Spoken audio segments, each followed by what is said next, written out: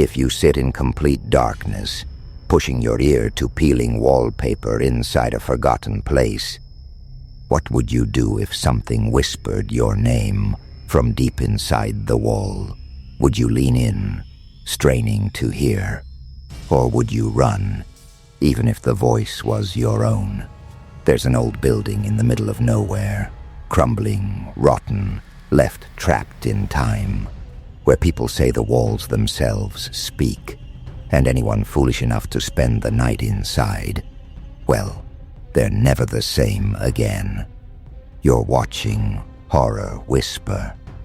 Tonight I'll take you inside the whispering walls, a place where the boundary between fear and madness is thin as dust, and what's buried behind brick and plaster sometimes leaks out, hungry for a fresh mind to haunt. Before we push through the front door together, hit subscribe. Here on Horror Whisper, we chase the kind of stories you'd never tell around a campfire. Tales that gnaw at your sanity and leave your skin cold for days. So if you're ready to hear what can't possibly be true, but somehow always is, subscribe now and let the darkness in. People say the house at the edge of Carter Lane isn't just abandoned, it's cursed. Hidden at the end of a gravel road swallowed by overgrowth. It's almost invisible until you're right in front of it. The windows are smashed out, jagged shards reflecting the moonlight like a mouthful of broken teeth. Whoever built it more than 100 years ago picked the wrong spot. Floodplain, wild vines, thick woods, and neighbors too far to hear if you screamed all night. The story of the place changes depending on who you ask. Some will tell you it started as a country inn back in the 1910s, drawing travelers off the railroad for a bed and a bone-chilling sleep. Others swear it was a hospital during some forgotten flu epidemic, and the most paranoid insist the basement hides secrets from prohibition or things much, much darker. One thing everyone agrees on: no one stays there long. The first real story comes from back before World War II, when a young woman named Alice left town to chase a lover, but never arrived at her destination. The last place she was seen was this building.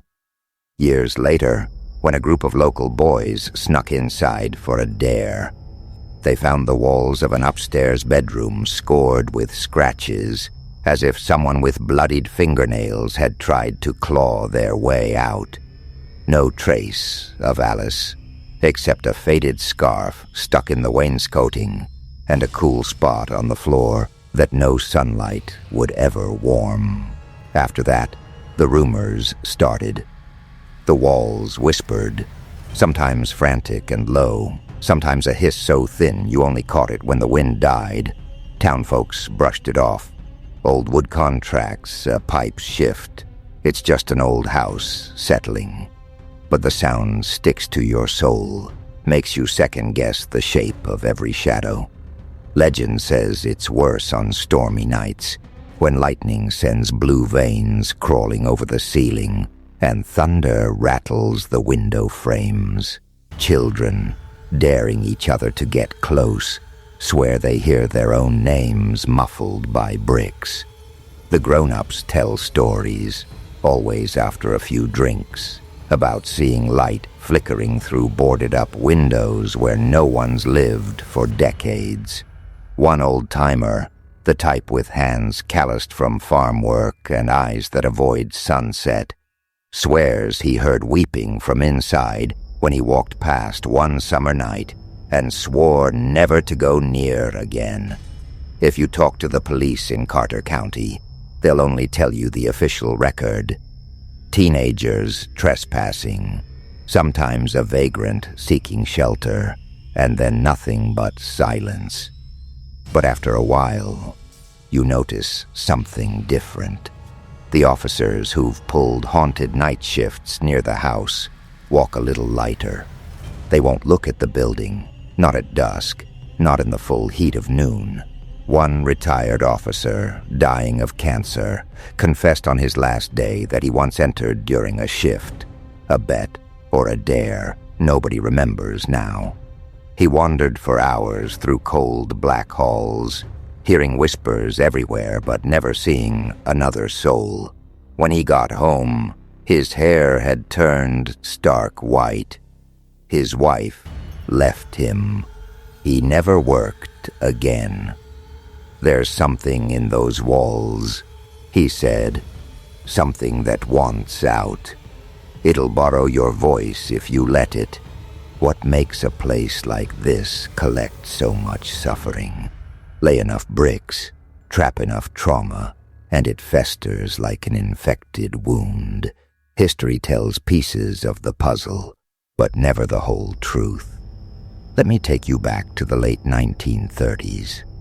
The country is trying to shake off the scars of the Great Depression, but small towns like Carterville never really recover. That's when the building became a sort of boarding house for drifters and men without homes, managed by a veteran named Graham Harlow.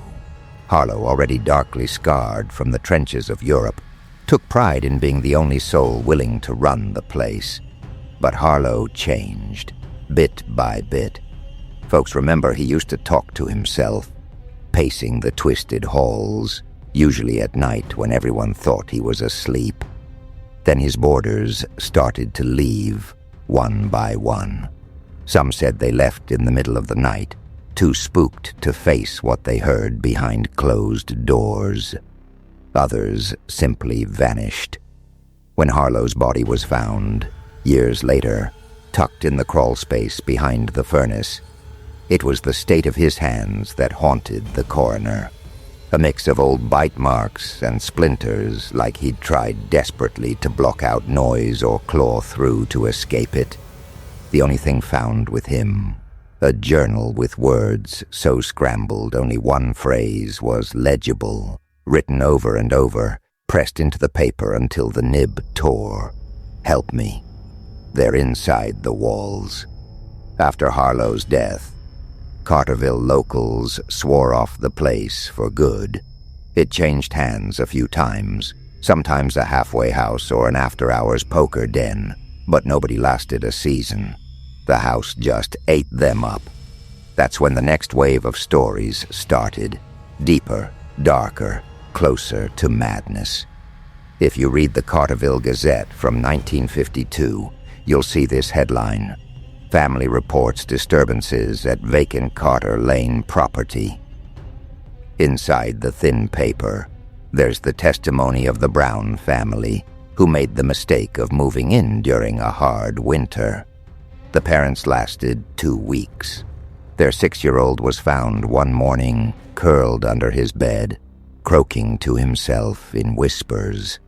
The mother, who never slept again, told the paper she'd wake up most nights to voices in the wall, low and scratchy like something old, saying things like, "I see you, and we're not alone."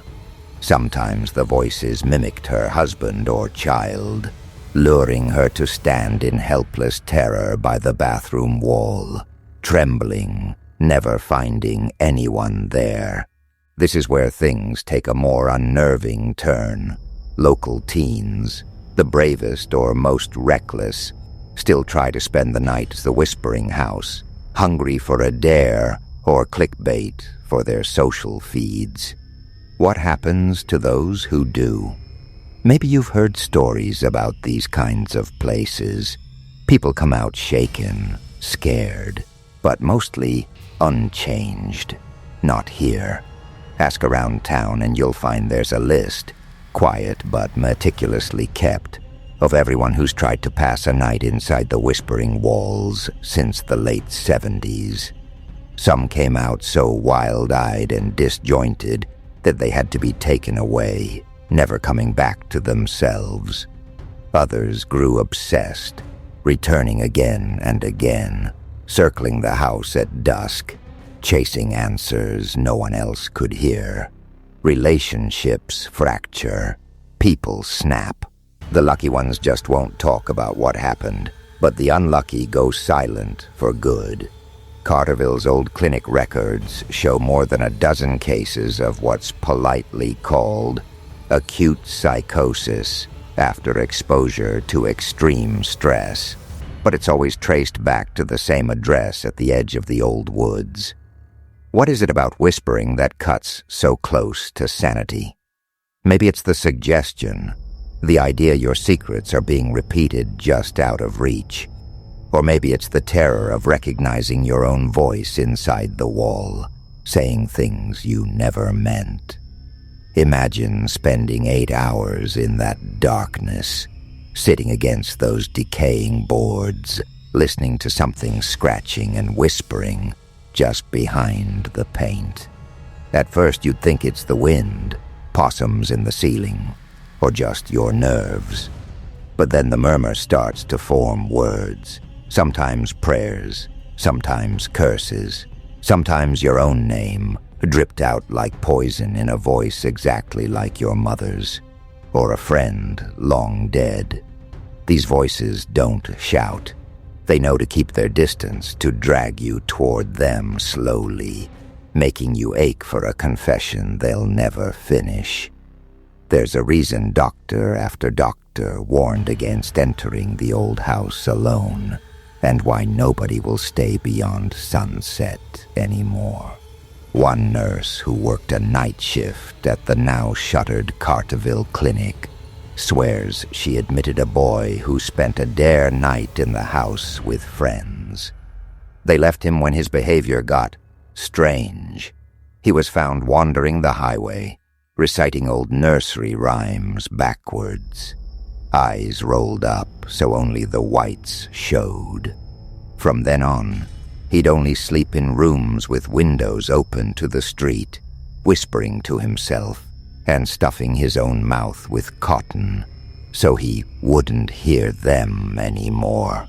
Going deeper, generations of amateur ghost hunters have rolled in, microphones out, cameras rolling, all hoping to record something that would make them famous. What did they walk away with? Distorted audio files, tapes saturated with static, clips of voices so garbled and layered, it's impossible to tell what's being said, but something's there underneath. Every now and then a word or phrase leaps through the hiss. The names of people lost to history, dates scratched into stone, the sound of crying children.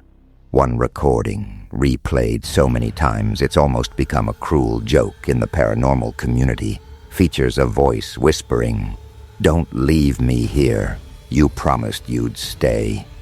Over and over, growing fainter each time, as if whatever was speaking is getting farther and farther away, lost behind an endless maze of walls. No one agrees about the root of the curse. Some think it's all the deaths that happened inside. The man who hanged himself in the attic after the 1929 crash, the nurse during the flu outbreak who locked herself away when the fevers became too much. Others get more creative. Ancient rites, restless travelers, even the house itself being built over an unmarked graveyard that doesn't show up on any old maps. The whispers, they say, aren't spirits at all, but echoes, memories so dense and bitter they rot the air, desperate to find a new mind to live in. People keep asking, what happens if you last the whole night? Let's talk about Mia Sanderson, a broadcast student from Ohio, who back in 2006 came up to Carterville for a college dare with 3 friends. They brought snacks, recording gear, and a sense of invulnerability that breaks easy in the dead of night. For the first couple of hours, they played cards, stretched sleeping bags, tried to act tough. Then just after 2 in the morning, the house shifted, old wood, ancient breath. Mia claimed she started hearing whispers, but not random ones. Each voice spoke something from her own past, a secret, a memory, a mistake, all whispered in the exact voice of someone she'd let down or lost. Her friends tried to calm her. They started hearing things too. Doors slammed with no draft. The heaterless rooms grew impossibly cold. Shadowy shapes seemed to shift near the doorways. And the voices grew insistent, pleading, then threatening, until each of them was pressed flat against a different wall, whispering back as if in trance. They made it until sunrise. Barely. Mia left town straight after, never finished college, and lost touch with her friends. Years later, she reached out to a local podcast, voice shaking. She would never elaborate on just what she heard that night, only that she'd had to check herself into a psychiatric ward for several months afterwards, and had a recurring nightmare, night after night. She's inside the whispering house, running from room to room, and every time she looks at a mirror, her reflection's mouth doesn't move when she speaks. It whispers on its own, telling secrets she never wanted anyone to know. If you ask yourself, why do some places get scarred this way? Maybe you come to the conclusion that places remember. Suffering lingers. Fear gets absorbed into wood and plaster, seeps into the mortar like mold. The whispering walls don't care who built them or why. They only care about what they can take from whoever's dumb enough to listen. And that's why the house still stands, even as the floorboards buckle and the wallpaper peels back like overgrown scabs. It wants to be heard. It wants you to listen. And it's patient. Not all the stories end in madness, at least not the kind you can see. Some people who stayed inside claim to feel something following them for years, a slow unraveling of willpower. They hear faint whispers late at night, even hundreds of miles away. In school, at their jobs, in crowded rooms or alone under the covers, their name is called in a barely audible voice, just underneath real sound. They dream of blank hallways, doors that never open, and a cold hand on their shoulder, just when they start to drift off. Every town has a story like this. A haunted house, a patch of woods, a tunnel no one should cross after dark. But Carterville's whispering walls are something different. The building still stands. The doors are unlocked, legends swirling like moths in the headlights when someone new hears about the challenge. But the locals, those who know, keep their distance. The house is a warning, a riddle, and a prison. So if you ever find yourself on Carter Lane and you see the ruin of the old boarding house, think twice before you step across the threshold. Bring friends, sure. Crack jokes and record every second. But when the sun slips below the treetops and the darkness inside grows so heavy it feels alive, you'll understand what everyone before you learned too late. Some things can't be fixed, and some whispers are meant only for you. Drop a comment below. Would you dare spend the night in a place where the walls whisper your secrets back at you? What would you be most afraid to hear? And hey, if you know someone who scoffs at old ghost stories or thinks they can handle anything, send them this video. Challenge them to take the dare, and let's see who comes back talking to themselves. This is Horror Whisper, signing off. Until next time, listen closely to the silence. Sometimes it's not as empty as you think. Good night.